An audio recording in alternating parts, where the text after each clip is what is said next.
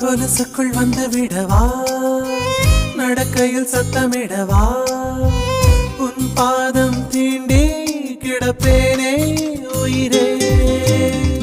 கமலிலே தொங்கி விடவா, அங்கேயே தங்கி விடவா, உன் கண்ணம் தீண்டி கிடப்பேனே கிளியே.